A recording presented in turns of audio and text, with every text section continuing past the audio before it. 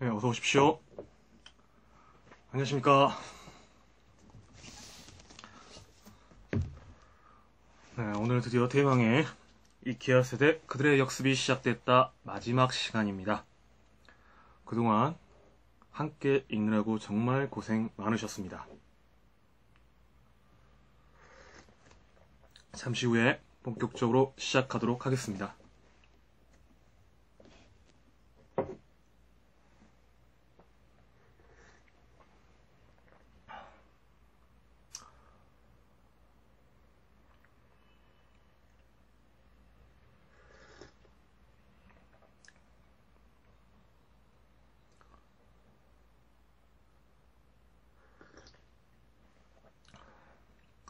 녹화를 하고 있는 지금 아프리카TV에서는 해남 금강골 탐방이라는 주제로 제목으로 방송이 되고 있는데요. 지금 인코딩의 문제로 약간 화질이 안 좋을 수 있습니다. 그러나 조만간 유튜브에 올릴 테니까요. 그 좋은 화면으로 감상하고 싶으신 분들은 감상하시기 바라겠습니다.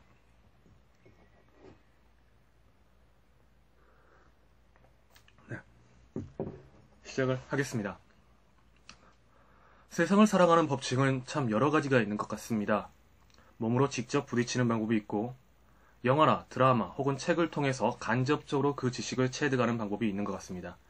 오늘 저희는 바로 이 간접적인 방법으로 책을 통해서 세상을 좀 더 이해하고 특히 요즘 불거지고 있는 청년 문제에 대해서 조금 고민할 수 있는 시간이 마련되길 바라면서 준비했습니다. 이케아 세대 그들의 역습이 시작됐다. 읽도록 하겠습니다. 읽기 전에 잠깐 정리를 해보면요. 저는 이 책을 읽으면서 항상 기본적인 줄기를 생각하면서 읽는다고 말씀드렸습니다. 줄기를 생각한다는 것은 그 맥락을 따라가면서 저자가 어떤 내용을 갖고 혹시 내가 비판할 점이 있는지 아니면 내가 습득을 해서 몸으로 체화할 것이 있는지에 대해서 고민을 한다는 소리입니다. 저는 이 책을 왜 읽었느냐, 그 동기가 무엇이냐 하면은 최근 불거지고 있는 청년 문제들, 특히 청년 자살률이 OECD 국가 중 가장 높다는 것과 최근 불거진 구의역 사고, 그리고 4월 16일 불거졌던 안타까운 세월호 사건 등과 같은 안전과 그리고 청년 문제들, 청년 실업들 이런 것들이 복합적으로 얽히면서 우리 세대를 조금 더 읽고 싶다라는 의미에서 이 책을 선택했고 그래서 이 책을 읽고 있는 것입니다. 특히 저자가 말하는 공존 전략 같은 경우에 공존 전략을 이야기를 하고 있는데 다시 말하면 세대를 아울릴 수 있는 함께 어울려 살 수 있는 세대론으로서 분류되어서 서로 혐오하고 갈등하고 이런 것들이 아니라 함께 어울릴 수 있는 방안을 모색하는 방법 중에서 이제 그 이야기를 이어가고 있는데요. 여러분은 어떻게 생각을 하시는지 모르겠습니다. 이케아 세대라는 거 조금은 동감을 하십니까? M4 세대의 입장에서 이케아 세대를 동감하기는 조금은 좀 힘들 것 같습니다. 아직까지 정확하게 이케아 세대와 M4 세대가 정확하게 구별이 되어 있는 것 같지는 않고 M4 세대보다 약간 윗세대, 그러니까 78년 이후 그리고 지금의 이제 30세 이상과는 조금 어떻게 보면 괴리가 좀 있는 것 같긴 한데 그 정확하게 구별은 못하겠습니다. 아직 책에서 그렇게 뚜렷하게 이케아와 M4 세대를 구별하지 못하고 있는 것 같다는 생각도 들거든요. 단지 2030 세대다. 이들을 이케아 세대라 부른다. 그렇다고 한다면 지금의 20대 이들을 그냥 88만원 세대 혹은 그들을 M4 세대로 부른다면 이들 포함할 수 있는 건지 아니면 융합되는 건지에 대한 명확한 개념이 구별되지가 않아서 조금 그 부분에 대해서는 좀 미흡한 점이 있지 않나라는 생각도 조금 듭니다. 여하튼 오늘 다시 살펴보면요. 혹시 기억나는 부분 있으십니까? 책을 읽기 전에 앞부분에 대해서 잠깐 정리를 하고 넘어가도록 하겠습니다. 서두에서도 말씀드렸듯이 서두에서 페이지 8페이지를 보면요. 페이지 8페이지를 보면 고도성장, 감축성장 혹은 인구 증가, 인구 감소의 시대를 변화를 대비한 공존 전략을 마련하는 것이 중요하다 해서 공존 전략이라는 키워드로 우리는 이 책을 접근하고 있고요. 지금 저희는 1장과 2장을 모두 읽고 이제 3장의 4챕터 정도 남았습니다. 첫 번째 챕터에서 결혼하지 않아도 괜찮을까요? 1장에서 이케아 세대가 탄생했다. 그리고 이케아 세대가 무엇인지에 대한 정의를 내려주었고요. 특히 가구, 이케아의 특성과 지금의 2030 세대라고 불리는 이케아 세대와 닮은 점이 있다, 비슷한 점이 있다 하면서 그 은유점을 시사를 해주었습니다. 그러면서 이들에게 가장 큰 문제가 무엇이냐?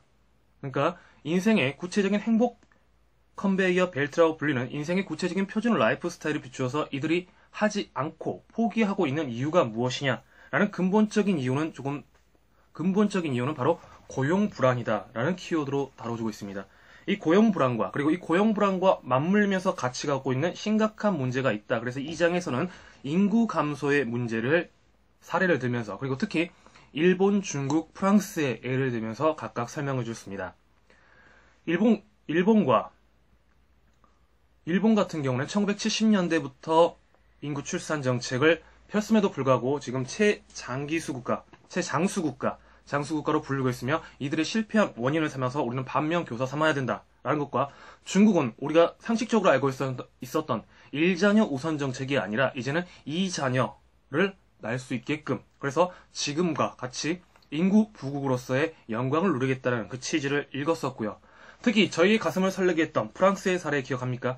여기 책에서는 좀 아쉽게도 40가지 정책이 무엇이었는지 좀 더 그것에 대해서 좀 다뤄줬으면 좋았을 텐데 그것이 다루지 않고 막연하게 그냥 40가지 정책을 했었다라는 식으로 서술되어 있었지만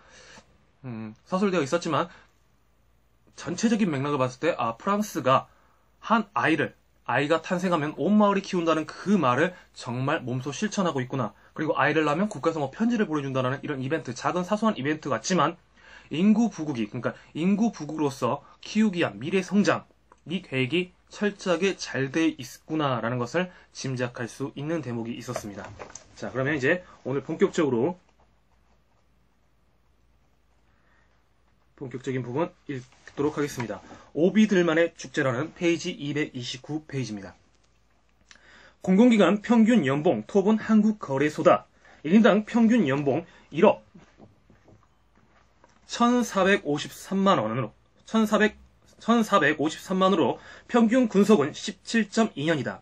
오래 다녔으니 월급이 많겠지만 반대로 많이 받으며 오래 다닐 수 있다는 의미로도 해석된다. 뿐만 아니다. 1인당 평균 11일 휴가를 썼지만 566만원의 연가 보상비를 받았다. 또 평균 복지 포인트가 200만원의 경로효친 지원금이라고 따로 580만원이 지급됐다. 1억 5천만원 안팎의 고연봉 직원 중 56명은 직책조차 없다. 차량관리, 시설관리, 예비군, 민방위 업무가 고작이다. 이 밖에도 교통비, 자녀 학자금 등 복리후생은 놀라울 따름이다. 이 회사에 유감은 없다. 다만 어마어마하다 못해 할 말을 잃을 지경이다. 시내 직장 중 으뜸인 곳이라니 딱히 새로운 것은 없다. CEO를 비롯한 고위직은 불문가지다. 천문학적인 연봉 성과급을 챙겨가 잊혀질만 하면 뉴스거리를 오를 정도다. 낙하산 전쟁이 치열한 이유다. 임직원으로서는 억울할 수 있겠다. 힘들게 들어왔고 열심히 일한 결과라면 그런가 할 말이 없다. 왜 우리만 갖고 그래? 라고 항변해도 할 말은 없을 것 같다. 다른 곳은 더하다. 가령 한전의 부채는 55조 원이다. 지금 공기업을 이야기하고 있는 것 같습니다. 그런데 2009년 2,300만 원이었던 신입사원 연봉이 2010년 43% 오른 3,300만 원, 2011년 15% 인상된 3,800만 원을 받았다.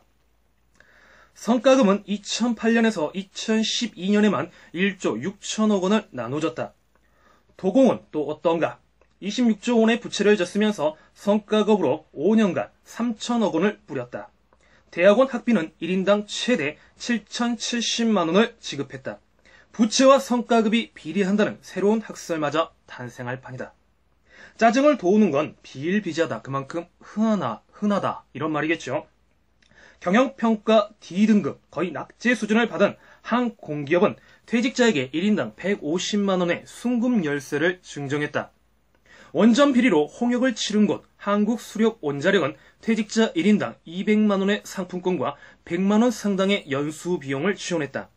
방한비로 약 25만 원의 아웃도어 재킷을 나눠주고 1인당 상품권만 150만 원을 챙겨준 곳 한국수출입은행도 있다.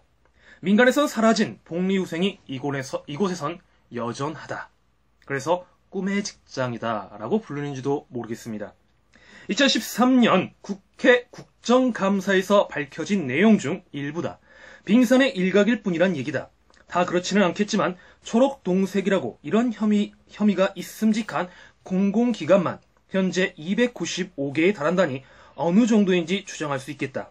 혐의라 했지만 정도의 차이만 존재할 뿐 이런 방만한 도덕적 행위는 사실상 예외가 없을 것으로 판단된다. 공공기관의 태생적 한계가 이를 조장 확산시킬 수밖에 없어서다. 기업 행위를 가장한 기득권 세력의 고질적인 이기주의의 표현이다. 국정감사가 끝나면 모두 잊혀질 잘못.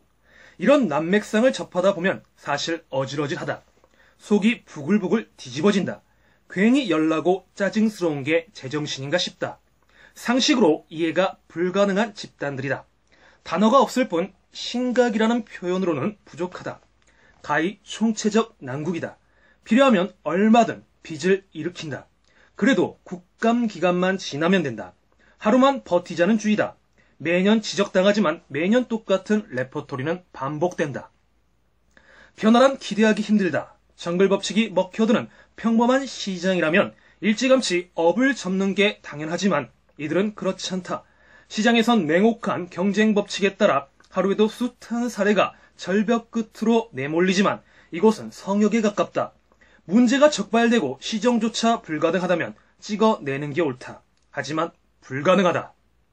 찍어낼 주체가 없거니와 그 유인조차 약해졌기 때문이다. 관리 감독의 상부 조직은 장기적으로 봤을 때 감싸는 게 합리적인 선택이다.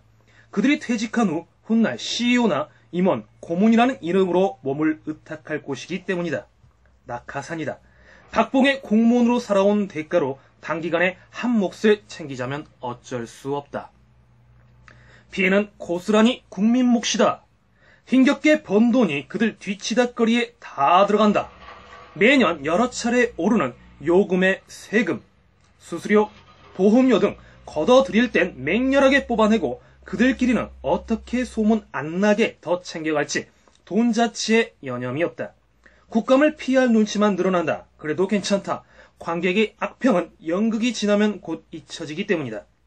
금세 잊힌다는 관객의 특성을 너무도 잘 알기에 눈앞의 칼날만 피하면 한몫 받아가는데 문제는 없다. 지적하는 야당 의원이나 섹시한 뉴스에 목매는 언론이나 지나면 그뿐이다. 모두 그 나물의 그 밥인 기득권 세력인 까닭이다.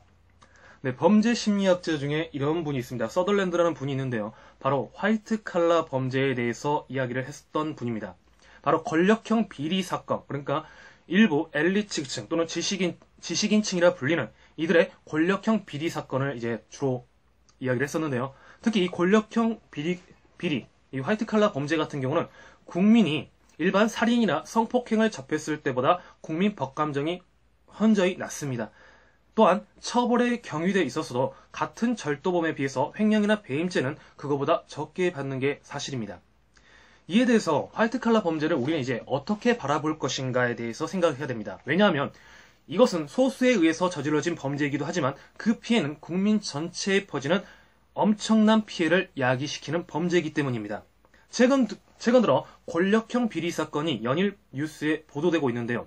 여러분은 이것들에 대해서 나하고는 상관없는 것, 그냥 먼 나라 이야기, 딴 세상 이야기라고 치부해서는 안 될 것 같다는 생각이 듭니다. 바로 이런 것이죠. 국민의 혈세는 들어가지만 제대로 된 기업 경영이 되지 않고 공기업 같은 경우 그들만의 리그가 되고 있지 않는가.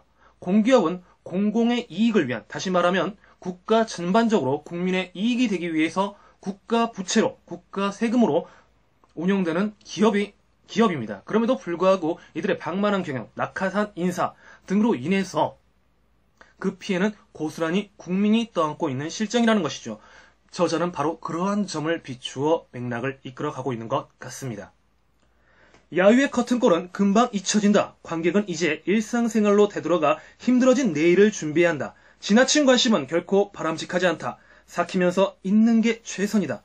생활의 여유를 없애버린 기득권 세력의 기획은 그래서 일반 국민의 정치 관심과 실천 행위를 허용하지 않는다. 그토록 거세게 공격하던 야당 의원도 국감 종료 후 존재감은 수그러진다. 어제의 적이 오늘의 동지가 되듯 멋쩍게 웃으며 생활인으로 복귀한다. 짜증스러운 여운과 어정쩡한 뒷맛은 관객의 오늘 밤 꿈만 어지럽힐 뿐이다. 씁쓸한 우리 시대의 자화상을 저자는 상황별로 어떤 주관적인 편견 없이 객관적인 증거를 들어서 이야기를 하고 있는 것 같습니다. 특히 한전 같은 거 부채 55전이고 우리가 또 생각하는 게 국가 채무도 있죠. 그 다음에 더 문제가 되는 게 적재성 채무라는 것이 있습니다. 국가 채무는 이제 그게 두 가지라는데 특히 적재성 채무 같은 경우에는요. 이것이 지금 갚는 게 아니라 이 돈을 바로 미래 세대가 갚아야 될 돈이라는 겁니다. 그 돈이 지금 어마어마하게 쌓여 있다는 겁니다. 따라서 다음 정권이 이제 우리가 정권 바꾼다, 정권을 바꿔야 된다, 바꾸지 말아야 된다 뭐 이런 이야기 많지만 문제는 지금 박근혜 정부를 이어서 다음 정부에게는 이 적자성 채무가 시국 운영하는데, 전국을 운영하는데 발목을 잡을 것 같다는 생각이 얼핏 듭니다. 지금부터 그 문제의 심각성을 인식해야 되고 그것을 해결해 나갈 수 있는 방안들을 고려해야 될 것입니다. 그렇지 않으면 정말로 우리나라도 그리스 사태와 같은 국가 부도 사태가 맞물릴 수 있습니다. 특히 국가도 국가지만 특히 단체에서도 생각을 다시 한번 해볼 필요가 있을 것 같습니다. 우리가 모라토리움이라고 하죠. 지방자치단체의 부채가 너무 심각하여 더 이상 지방자치단체의 운영이 불가피해졌을 때 선언하는 건데요. 일례로 하면 개인 파산과 같은 겁니다. 더 이상 운영할 돈이 없다 이런 거죠. 도로 연석을 고치고 그러니까 불필요하게 지출되는 돈을 줄이고 원활하게만 운영할 수만 있다면 얼마든지 그러니까 과시 행정이 아니라 장기적인 안목을 가지고 정책을 집행하는 것, 특히 관행적으로 이루어진 세금 지출 이 부분에 대해서는 다시 한번 재고하고 올바르게 사용할 수 있는 방안도 함께 연구를 해야 될 것이라고 저는 생각이 듭니다. 하지모토 신드롬 이어서 읽겠습니다. 당연히 이래서는 곤란하다. 국정감사가 사회 자원을 선점 독점한 기득권 세력의 동문회 망년회로 끝나면 한국 사회에 희망은 없다. 누가 얼마나 더 가졌는지 때리는 척하면서 부러움에 그치는 질시의 장면은 단절돼야 한다. 누가 더 조직 논리에 부합하는 경영을 했는지 깨지면서 경쟁하는 부처주의 야합 영상도 마찬가지다. 이를 바라보는 관객의 박탈소의 절방의 심정은 그 어떤 묘사로도 정확히 그려낼 수 없다. 사회적 도의를 넘어섰으니 세상 단어로는 묘사가 불가능하다. 제발 다음 국감에서는 재방송이 되지 않기를 바랄 뿐이다. 감춰진 그들만의 게임 법칙으로 더 많은 걸 움켜쥐려는 기득권 세력은 이 밖에도 셀 수 없이 많다. 차라리 공공기관은 형식적이거나마 국정감사의 견제장치나 있지 대부분은 그렇지도 않다. 몸통과는 한참 떨어진 날개 끝에 작은 깃털일 뿐이다. 고작 이걸 뒤졌는데 이토록 분노거리가 많으면 하물며 가려진 커튼 뒤에는 어떨지 상상조차 불가능하다. 이거죠. 가려진 커튼 뒤의 속사정. 사회가 선진국화 될수록요, 음모론은 줄어들고요. 그러니까 이것을 내부 동원형이라고 하는데요. 후진국으로 갈수록 이런 음모론이 팽창합니다. 그러니까 커튼 뒤의 밀실회의라고 불려지는 것들인데요. 소수의 국정 지도자급들이 다수의 국민을 착복하는 일명의 영화 시나리오 같은 이야기들이 많은데요. 대부분 프리메이슨 이런 거 들어보셨죠? 그림자 정치라고 불리는 것들인데 요즘 들어 살기가 각박해서 그런지 바로 이러한 음모론들이 인터넷상에서 횡행하고 있습니다. 음모론이 횡행한다는 건 그만큼 사회가 불안정하다는 반증이기도 합니다. 바로 가려진 커튼 뒤의 밀실회의. 그러면서 이익은 소수에게 집중되고 다수에게 피해가 발생하는 지금의 상황. 우리는 이 코드를 또 읽을 수 있어야 될 것입니다. 적법과 위법, 탈법의 경계선 위에서 아슬아슬하게 기득권을 지키고 늘리려는 선점 세력은 부지기수다. 늦게 태어났고 없을 때 데뷔했으며 덩치조차 적다는 이유로 대놓고 복종을 강요해선 곤란하다. 지금처럼 초대받지 않은 잔치에 불러놓고 코모든 부주까지 요구하며 노역을 시킨다면 분노하지 않을 사람이 없듯 지금이야말로 이들의 일거수일투족과 사고체계를 읽어내는 게 먼저다. 적으나마 잔치 음식을 나눠먹고 체계적으로 지원하며 희망을 안겨주는 게 시급하다. 저자의 주장이 나와 있었고요. 계속해서 읽겠습니다.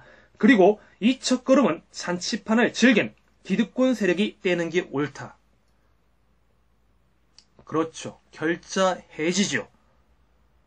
이때 줄기차게 중심을 잡고 까다롭지만 공정하게 심판 역할을 해야 할 곳이 정치권이다. 이케아 세대의 방치가 나을 조만간 펼쳐질 세대 갈등의 디스토피아를 피하자면 정치가 바로 서는 게 그 지름길이다. 다행스럽게도 정치에는 그만한 파워가 있다. 정치 생명을 길게 가져가고 훗날 제대로 된 정치인으로 남겠다면 공정하고 균형적인 대의 명분을 통해 잘못을 뜯어 고치려는 자세가 필수다. 4년 후에 비굴한 큰절을 반복하기보다 언제 어디서든 당당한 지지를 요구하는 게 옳다. 요즘 들어서 저도 눈여겨보고 있는 정치인이 한 명 있습니다. 새누리당도 아니고요. 국민의당도 아니고 민주당 의원도 아닙니다. 바로 정의당의 김종대 의원입니다. 저 얼마 전에 안보전쟁이라는 책을 여러분한테 이야기했던 것 같은데요. 예비군 훈련 가면 어떻습니까? 여러분 거기 교육 과연 들을만 하십니까? 저는 그 부분에 대해서 조금 회의적인 입장이 드는데요. 뭐 다른 좋다는 분도 있겠지만 저는 제 입장은 그렇다는 겁니다. 물론 그걸 준비하는 분들을 비하하거나 아니면 혐오한다 이런 식의 발언은 아닙니다. 다만 우리가 진짜 느껴야 되는 정보가 무엇인가를 생각해 봤을 때요. 이런 생각 들었습니다. 안보란 무엇인가? 그리고 그 안보를 위해서 우리는 단순히 공산당이 싫어요 라는 식의 체제 대립적인 이데올로거들의 이념만을 계속해서 반복해서 들어야 되는가? 현실적인 안보는 김종대 의원이 말한 것처럼 저는 민생이라고 생각합니다. 민생이 안정돼 있지 않으면요. 적이 쳐들어와서 무너지기 전에 이미 그 집단은 분열이 생겨버립니다. 그리고 스스로 함몰합니다. 그것은 우리 역사에서 많은 방증이 있었습니다. 일례로 이야기할까요? 여러분 왕건이라는 드라마 기억하십니까? 거기에 견훤이라는 인물이 나옵니다. 견훤이 어떻게 멸망했는지 기억나십니까? 그 강대한 후백제를 건국하고도 결국 아들 금강을 총애한 나머지 맏아들인 신검의 배반으로 마지막에는 결국 왕건에게 의탁함으로써 후백제가 멸망하는 과정을 보여주고 있습니다. 역사의 멸망은 외함보다는 외부 세력에 의해 멸망보다는 대부분 내부에서 분열되었을 때 그리고 그 불만의 목소리가 커졌을 때 국가는 멸망하는 단계를 보여주었습니다. 지금 어떻습니까? 사드 배치로 전국이 지금 들썩들썩하지 않습니까? 7고 음성 주민들의 시위에 이어서 대구, 그 다음에 평택, 그 다음에 광주가 아니죠. 강원도, 원주, 동시다발적으로 지금 불만의 목소리가 쏟아지고 있습니다. 그 근본 원인이 무엇인지 그리고 협의를 구하지 않는 일방통행의 정책이 어떠한 문제를 일으키는지 우리는 지금 실시간 뉴스를 통해서 접하고 있는지도 모르겠다라는 판단이 듭니다. 이런 말 하는 것이 위험할까요? 왜 우리는 이런 말 하는 것조차도 검열을 느껴야 될까요? 비단 저만 그럴까요? 하지만 앞서도 말씀드렸듯이 저는 발언할 것은 발언을 해야 된다고 생각합니다. 그래야만 고칠 수 있는 부분과 개선할 수 있는 부분을 나눌 수 있고 그 부분에서 한층 진보된 자의 모습을 보일 수 있고 그것이 바로 민주시민의 기본적으로 함양해야 될 의식이라고 생각이 듭니다.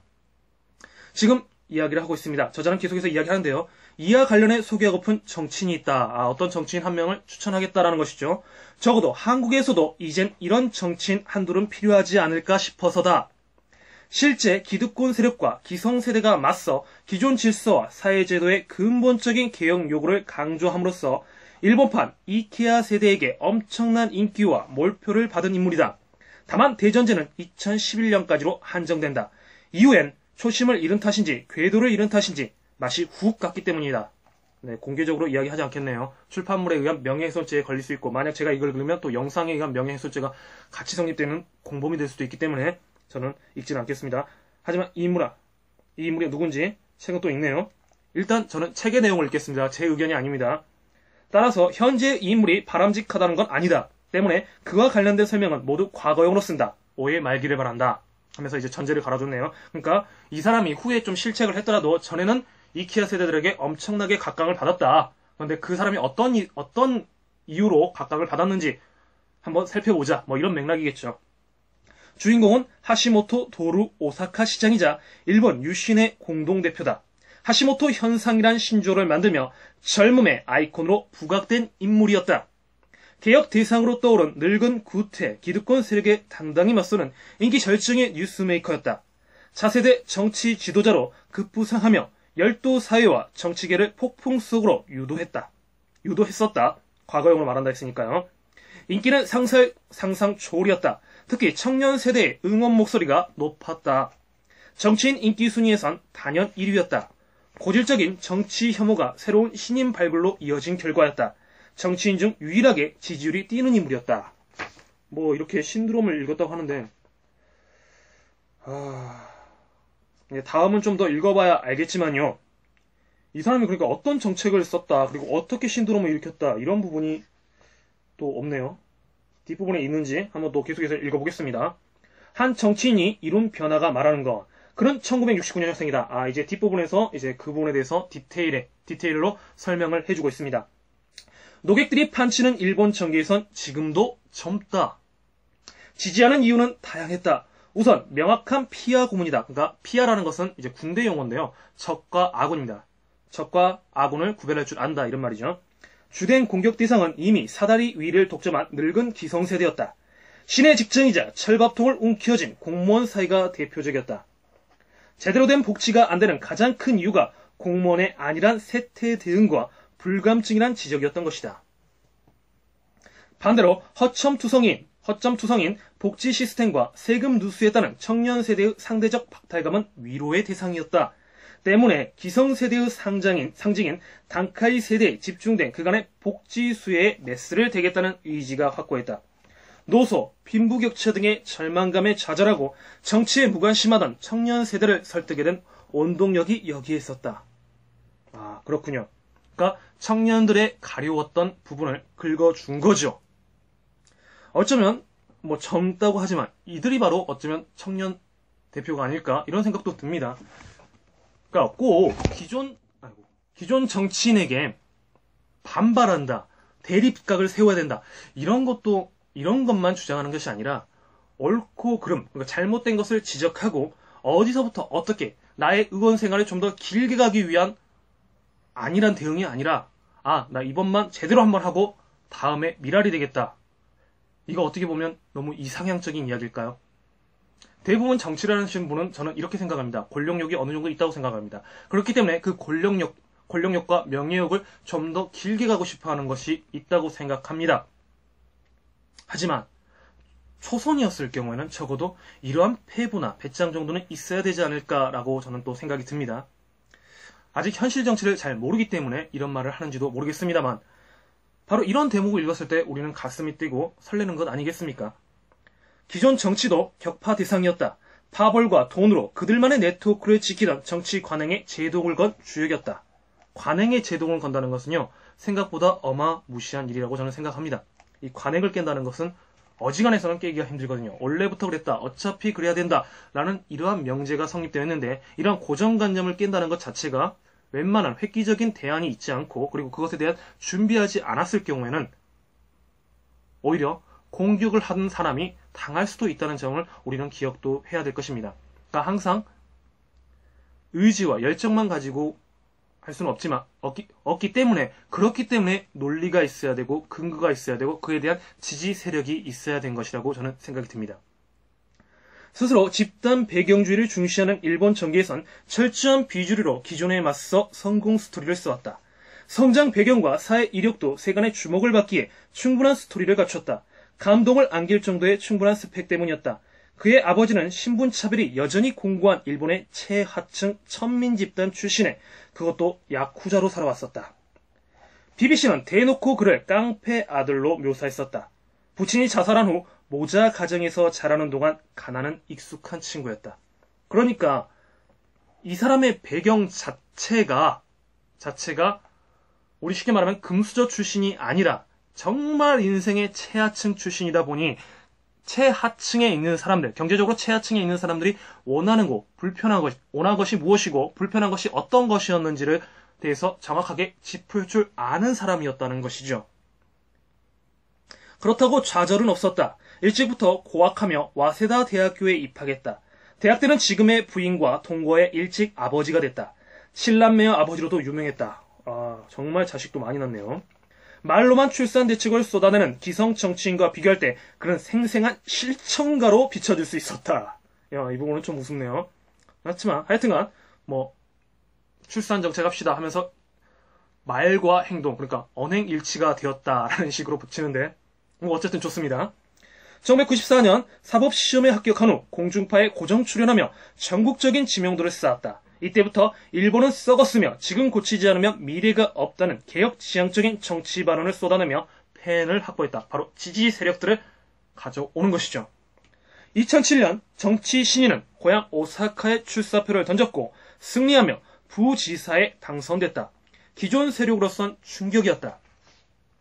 젊고 패기 넘치는 신임 수장이 취임한 오사카는 표리부동의 정치인들과 달랐다. 공약 실천은 첫날부터 단행됐다. 예산 삭감을 위해 본인 월급부터 30% 줄였다. 이 밖에 낭비 방지, 비용 절감 차원의 수많은 개혁 과제에 손을 댔다. 타깃은 공무원이었다. 당신들은 파산한 회사의 직원이라며 죽을 힘으로 개혁하고 함께 죽자고 강조했다. 공무원 월급은 깎였고 단체 보조금은 적잖이 삭감됐다. 반발은 거셌다. 특히 복지 전달 체계와 관련된 시민단체와 노조와는 사사건건 부딪혔고 독재자란 별명까지 얻었다. 타협은 없었다. 연일 강공 드라이브를 날렸다. 그로부터 2년 후 오사카는 흑자로 돌아섰다. 인기는 치솟았고 지지율은 80%를 반복했다. 대망론이 일어난 거죠. 물론 화무 11홍이었다. 승승장구하던 그는 2012년부터 급격하게 세를 잃기 시작했다. 지역 정당까지 창당해 상당한 인기몰이를 해왔지만 오래가지 못했다. 2011년 더블선거 오사카부와 오사카시에서 집권 여당과 제1야당이 공동 지원한 단일 후보를 현격한 격차로 물리쳐 오사카의 반란을 일으킨 정치 주역이었지만 설화가 결국 문제를 낳았다. 청년 정치인답지 않게 보수 우익 성향이 두드러져 색깔을 잃었기 때문이다. 청년답지 않게 보수 우익 세력으로 편향되는 것. 그러니까 우리식으로 말하면 뉴 라이트화 되는 것. 이분에 대해서 저번에 소개해준 책이 있었는데 저도 한번 읽어보고 싶은 책이 있었습니다. 혹시 기억나실지 모르겠는데 프레키타리아인가? 그렇죠? 프롤레타리아와 뭐의 합성어라고 제가 들었었는데 여하튼간에요. 이 책에서 소개해서 저도 조만간에 제론토크라시는 노인 정치를 뜻하는 것이고요. 앞부분에 나왔던 것 같은데 잠시만요. 이름이 입에 잘 달라붙지가 않더라고요. 아직 못 읽었습니다. 그래서 페레 뭐였는데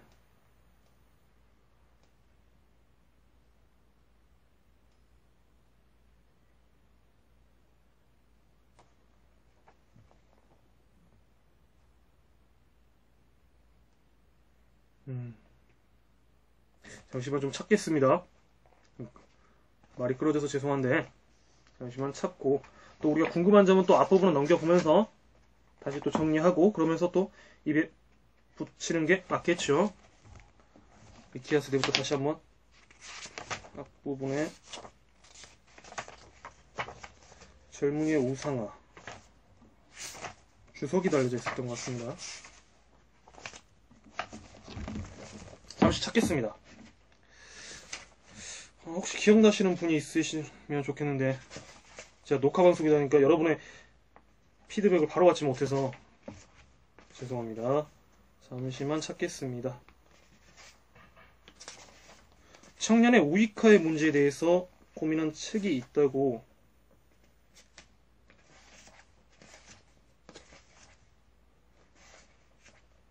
책이라는 것이 이래서 좋은 것 같습니다. 모르면 다시 앞으로 넘어가서 찾아보면 되는 거니까요. 우리가 한 번 봤다고 해서 기억할 수 있는 건 아니니까요. 그쵸?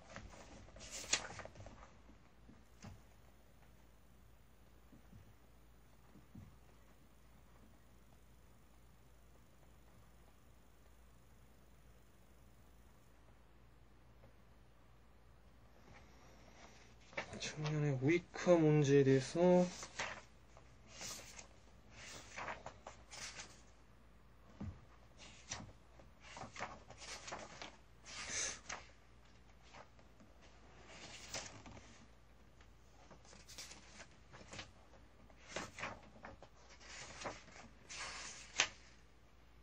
아, 이거네요. 프레카리아트.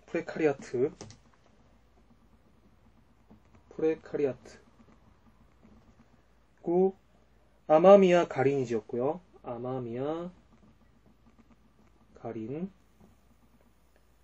김미정 옹김. 저번에 적어놨었는데 저도 잊어버려서. 미지복수책이고 2011년 청년 세대의 우경화 현상의 원인을 색다르게 진단한다라고 이야기됐습니다. 프레카리아트. 저는 일스이시사 인터넷 서점에 찾아보니까 제가 카트에 넣어놓은 책이 제목은 비슷한데 지은이가 다르네요. 일본인이 아니었는데. 여튼 다시 한번 이 책에 대해서 저도 한번 읽어봐야 되겠습니다. 기회가 된다면 또 코너에 넣어서 함께 읽을지 아닐지는 이제 나중에 한번 생각해보고요. 우선은 저희가 또 정한 책이 있으니까 다음 책으로 이거 있지 않습니까? 브루스 커믹스의 한국 현대사. 이제 이 책이 끝나는 대로 이 책을 읽을 겁니다. 여튼간에요, 군국주의를 지지하고 핵무장을 강조하면서 한국과도 왕왕 갈등을 일으킨 게 두고두고 걸림돌이 됐다는 분석이다. 한국에 진 빚은 없다거나 일본인의 중국 매춘 관광은 경제 온조라고 하는 등 이해 못할 발언이 그렇다. 망언을 한 거네요. 그렇죠? 이후 중앙정당으로도 성장했지만 초심을 잃은 대가는 커 현재 이렇다 할 주목은 못 받은 상태이다. 네, 그러니까 한마디로 군국주의로 돌아섰다고 봐야 될까요? 이제 오늘 7월 11일입니까? 7월 11일이죠. 7월 11일 이제 뉴스에 일본의 계엄바람, 전쟁에서 평화로라는 제목으로 연합TV 뉴스에, 연합뉴스TV에 떠오르는 걸 봤는데 왜 그런지는 잘 모르겠습니다. 왜 자꾸 이런 쪽으로 돌아서고 있는 것인지. 그리고 러시아의 지금 움직임이 좀 심상치 않지요. 러시아의 움직임이. 아마도 미국발 사드 배치에 관련된 이러한 다자 세력들 간의 어떤 대칭이 있고, 그 기발점, 그 시점, 그 장소적 제공이 되고 있는 게 한국이라는 의미에서 저는 약간 불안하다는 생각도 듭니다. 제3의 시나리오라고 하죠. 세계전쟁, 제3차 세계대전에 대한 시나리오. 그 전쟁의 발로는 시작한다면 한국일 것이다 라는 어마무시한 설이 있었는데, 믿지는 않습니다만 그래도 사람이 불안한 징후가 보이면 또 그런 것들이 맹목적으로 또 보이는 것이 아니겠습니까? 제발 아니길 바라면서 이 사드 배치에 대해서 다시 한번 좀 동론화 좀 더 돼서 정말 일방적인 정책으로 밀어붙일 것만은 아닐 것 같다는 생각도 얼핏 듭니다. 좀 더 우리는 이야기를 해야 될 것입니다. 여하튼 간에요, 일본의 군국주의를 했다. 갑자기 이 이야기까지 나왔네요. 다시 우리 본책으로 돌아가서 맥락 따라 읽겠습니다. 골리앗 싸울 다윗을 기다리며. 이쯤에서 다시 강조하고 싶은 건 적어도 초심을 가진 청년 세력의 대변자로서 그의 존재다. 그가 기존 정치에 휩쓸려 표류한 건 관심조차 없다. 우리가 주목해야 할 것은 그의 데뷔 초기 때 보여줬던 기득권 세력에 대한 맹렬한 비난과 그 파격적인 개혁 성과다. 누구도 하지 못한 골리앗에 대한 정치 신의 메스는 그 정도로 관심과 애정을 독차지했다. 청년세대 등이 집중적인 응원을 보냈지만 80%의 지지율에서 확인되듯 정치에 신물이 난 거의 모든 계층이 그를 지원했다는 얘기다. 반면 교사는 또 있다. 초년 성공의 딜레마를 극복하지 못한 그의 정치적 한계다. 애초 타파와 개혁을 내걸었던 용기 있는 승부수가 여론 지지에 힘입자 모두를 후원자로 접수하고픈 과욕의 무리수로 변질됐다는 점이다. 평균 나이 70에 정당을 띄운 노인들과의 정치적 M&A는 그의 생존 무기였던 참신한 개혁 지향성을 순식간에 훼손시켰기 때문이다. 젊은 과욕이든 정치적 판단 실수든 초라해진 지금의 그라면 두고두고 회의할 일이 아닐까 싶다. 좀 더 안정적이고 장기적인 정치 입지를 바랐던 걸 이해하지 못할 바는 아니나 초심망각의 부메랑은 꽤 날카로웠다. 한국에도 이제 이런 정치인이 나올 때가 됐다. 다만 위의 A처럼 중간에 전략을 수정한 혹은 애초 감췄던 걸 무르익자 드러낸 반쪽짜리가 아닌 올곧은 자세로 청년 정치를 고집스레 추진할 인물이 등장할 기운이 무르익었기 때문이다. 바로 청년 정치의 실현, 2030 세대를 대변할 수 있는 목소리, 그 목소리를 실을 수 있는 올곧은 사람이 저희는 나오기를 바라고 있습니다. 계층, 계급, 세대 등을 나누어 굳이 갈등 지향적인 전선 확대를 할 필요는 없겠지만 적어도 갈등의 불씨를 제대로 지적하고 이를 개선하려는 뚜렷한 의지의 지향성을 갖춘 정치인이 필요해진 것이다. 무엇보다 기성세대와의 타협 없이 명확한 지향성을 끝까지 고수하는 청년 정치가 요구된다. 살아 숨쉬지만 존재성이 미약한, 그래서 기존 사회선 투명 인간이 돼버린 이케아 세대의 목소리에 귀 기울이고 고민을 공유하며 그 어깨를 두드려줄 정치인의 요구 기반은 완성됐다. 청년 지지를 우렁차게 외쳐도 충분히 먹혀들 시대가 된 것이다. 게다가 이케아 세대의 지분은 결코 미약하지 않다. 살아내기 바쁘고 이리저리 흩어져서 그렇지 잠재력은 충분하다. 이쯤에서 원천적인 문제 제기를 던진다. 아쉽지만 그래도 기대할 수밖에 없는 질문이다. 이대로라면 결코 지속될 수 없는 시한폭탄을 아는 채 저벅저벅 걸어갈 수밖에 없는 갈등 천지의 한국 사회라 더더욱 그렇다. 이를 재편할 정치인을 찾는 건 당연지사다. 청년을 위한 정치, 당신은 어디에 계신가요? 이케아 세대는 지금 간절히 이런 사람의 출연을 기다린다. 나온다면 고공행진의 지지율은 떼어놓은 당상일 텐데 참으로 아쉽다. 그럼에도 불구하고 우리는 기대한다. 민심을 그토록 잘 알고 따르는 그들이라면 이만큼 매력적인 지지 집단도 없는 까닭이다. 네. 그래서 우리는 오늘 시간 첫 번째 오비들만의 축제, 제목 제로크라시라고 하죠. 노인들의 정치. 오비들. YB가 아니라 오비들의 정치다. 네. 이 이야기를 방금 읽었습니다. 어떻습니까? 지금 앞부분에서 어제 시간이었죠. 어제 시간에서 이제 기업들의 변화, 특히 CEO의 마음가짐의 변화가 필요했다면 이제 정치, 어떻게 보면 정부의 변화가 필요하다라는 식의 이야기들을 들어봐도 될까 이렇게 생각할까? 이렇게 따지면 또 안 되겠네요. 정부는 행정부가 수반이고 정치라는 사람들은 입법기의 수반이기 때문에 상권 분립에서 또 어긋나지 않지 이렇게 말할 수도 있겠지만 그냥 아울러서 이야기를 한 겁니다. 정부, 기업, 개인 이렇게 우리는 사회의 상구성 요소로 보고 있지 않겠습니까? 그래서 기업 부분을 살펴봤으니 이제 정부 기업도 살펴봤다. 그래서 그 대표적인 하지모토 누구였죠? 방금?